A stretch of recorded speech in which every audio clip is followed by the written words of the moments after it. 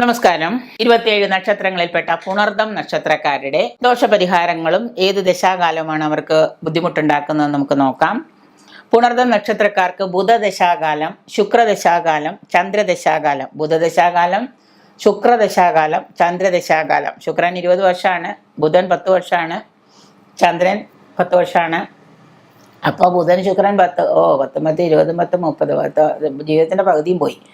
അത്രയും കാലം നമുക്ക് എന്താണ് ദോഷപരിഹാര കർമ്മങ്ങൾ നമ്മൾ അനുഷ്ഠിക്കണം. പൂരോരുട്ടാതി, പുണർദം നക്ഷത്രങ്ങളിൽ, അതായത് പുണർദം, പൂരോരുട്ടാതി, അതായത് സ്വന്തം പക്കപ്പിറന്നാള്, പിന്നെ കൂടാതെ പൂരോരുട്ടാതി നക്ഷത്രങ്ങളിൽ നമ്മൾ ക്ഷേത്ര ദർശനമൊക്കെ നടത്തുന്നത് ഉത്തമമാണ്.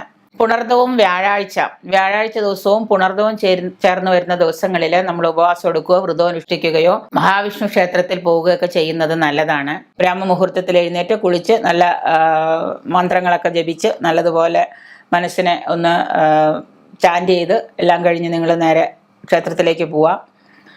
വിഷ്ണു ക്ഷേത്രത്തിൽ, മഹാവിഷ്ണു ക്ഷേത്രത്തിൽ പോയിട്ട് പ്രധാനമായിട്ട് ദർശനം നടത്തി പുഷ്പാഞ്ജലിയൊക്കെ നടത്തി പ്രാർത്ഥിച്ച് നിങ്ങളുടെ ദേവതാ മന്ത്രങ്ങളൊക്കെ ജപിച്ച് നടന്നാൽ പുണർദം നക്ഷത്രക്കാർക്ക് ഈ പറയുന്ന സമയദോഷമോ ശനിദോഷമോ ഒന്നും 96% ബാധിക്കില്ല. അപ്പോൾ ബുധദശാകാലവും ശുക്രദശാകാലവും ചന്ദ്രദശാകാലവും ദോഷപരിഹാര കർമ്മങ്ങളായിട്ട് വ്യാഴാഴ്ചയും പുണർദവും ചേർന്ന് വരുന്ന ദിവസങ്ങളിൽ, ഇനി അന്ന് വ്യാഴാഴ്ച ദിവസം പുണർദം അല്ല എന്ന് വിചാരിച്ചിട്ട് നിങ്ങൾ മടിക്കണ്ട. അന്ന് മഹാവിഷ്ണു ക്ഷേത്രത്തിൽ പോയിട്ട് ദർശനം നടത്തി അന്നേ ദിവസം നിങ്ങൾക്കാവുന്ന വഴിപാടുകളൊക്കെ ചെയ്യാം. ആയില്യ നക്ഷത്രം, പൂരം നക്ഷത്രം, അത്തം നക്ഷത്രം, അവിട്ട നക്ഷത്രമൊക്കെ പ്രതികൂല നക്ഷത്രങ്ങളാണ്. മഞ്ഞ, യെല്ലോ, ക്രീം കളറ്, മഞ്ഞ കളറും ക്രീം കളറും എന്താണ് നിങ്ങൾക്ക് പുണർദം നക്ഷത്രക്കാർക്ക് അനുകൂല നിറങ്ങളാണ്. മഞ്ഞ എന്തെങ്കിലും കാര്യത്തിന് പോകുന്ന സമയത്ത് എന്തെങ്കിലും എന്ന് വെച്ച് കഴിഞ്ഞാൽ നല്ല കാര്യങ്ങൾ, പലർക്കും ഇൻ്റർവ്യൂ, ജോലി, കല്യാണം, ഏതെങ്കിലും നല്ല വിശിഷ്ട വ്യക്തികളെ കാണാൻ പോവുക, ഏതെങ്കിലും വിശിഷ്ട പ്രോഗ്രാമിനൊക്കെ പോവുക. പിന്നെ ഇപ്പം നിങ്ങൾ ഒരു കല്യാണമൊക്കെ ആയിട്ട് ഒരു ഫംഗ്ഷനൊക്കെ ഉണ്ട്. അപ്പം നമ്മൾ ഒരു ഫാൻസി സാരിയൊക്കെ എടുക്കാൻ വേണ്ടി പോവാന്ന് വിചാരിക്കുക, സ്ത്രീകളാണെങ്കിൽ. ഉടനെ നമ്മൾ ചെയ്യേണ്ടത്, പുണർദം നക്ഷത്രക്കാരിയാണ്, ഏത് കളർ എടുക്കും, എന്തെടുക്കും, നമ്മളവിടെ ചെന്നിട്ട് സംശയിക്കാൻ നിൽക്കണ്ട.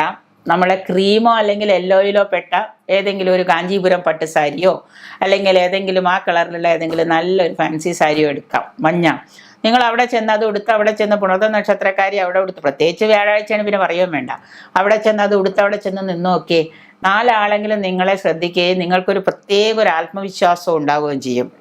അതേസമയം ഒരു ബ്ലാക്ക് കളറിലൊരു സാരിയൊക്കെയാണ് കൊടുത്ത് അവിടെ ചെന്ന് നിന്നേന്നുണ്ടെങ്കിൽ ആകെപ്പാടൊരു മൂഡ് ഔട്ടായിരിക്കും, മൊത്തത്തിലൊരു ഡള്ളായിരിക്കും.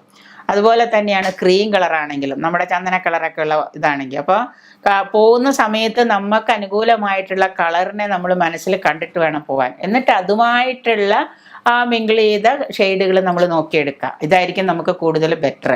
അങ്ങനെ ഒരു ഓപ്ഷൻ നിങ്ങൾ വെച്ച് നോക്കും നിങ്ങളുടെ ജീവിതത്തിൽ. അപ്പോൾ അങ്ങനെ ആകുമ്പോൾ ഈ പുണർദം നാളുകാർക്ക് അനുകൂലമായിട്ടുള്ള നിറം പറഞ്ഞ പോലെ മഞ്ഞയും ക്രീമുമാണ്. മന്ത്രം എന്ന് പറയുന്നത് അതിഥി ആണ് നിങ്ങളുടെ ദേവത. ഓം അതിഥിയേ നമ, ഓം അതിഥിയേ നമ എന്നുള്ളതാണ് മന്ത്രം. ഓം അതിഥിയേ നമ കുറഞ്ഞത് ഒരു 336 പ്രാവശ്യമെങ്കിലും എല്ലാ ദിവസവും ഇരുന്നോ നടന്നോ ബസ്സിലിരിക്കുമ്പോഴോ യാത്ര ചെയ്യുമ്പോഴോ ഒക്കെ നിങ്ങൾ ജപിക്കുക. ഓം അതിഥിയേ നമ എന്നതാണ് പുണർദം നക്ഷത്രക്കാരുടെ മന്ത്രം. വ്യാഴാഴ്ച ദിവസങ്ങളിൽ വിഷ്ണു ക്ഷേത്രത്തിൽ ദർശനം നടത്താം. വിഷ്ണു സഹസ്രനാമം, വിഷ്ണുവിൻ്റെ ഹരേ രാമ ഹരേ രാമ, ഹരേ കൃഷ്ണ ഇങ്ങനെയുള്ള 16 മന്ത്രങ്ങൾ, ഇതൊക്കെ നിങ്ങൾ ഈ പറയുന്ന സമയങ്ങളിൽ ജപിക്കുന്നത് നല്ലതാണ്.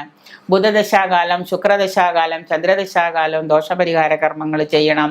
ചന്ദ്രദശാകാലം വന്നു കഴിയുമ്പോൾ, ചന്ദ്രദശ തിങ്കളാഴ്ച ആയതുകൊണ്ട് ചന്ദ്രദശാകാലത്ത് നിങ്ങൾ ഈ പറയുന്ന ക്ഷേത്ര ദർശനവും ഈ പറയുന്ന കാര്യങ്ങളൊക്കെ ആ ദശാകാലങ്ങളിൽ ചെയ്യുക. ഇങ്ങനെയൊക്കെ വരുമ്പോൾ നമ്മൾ ദശാകാലങ്ങളിലുള്ള ദോഷങ്ങൾ ഒരുപാട് നമുക്ക് മാറി നിൽക്കും.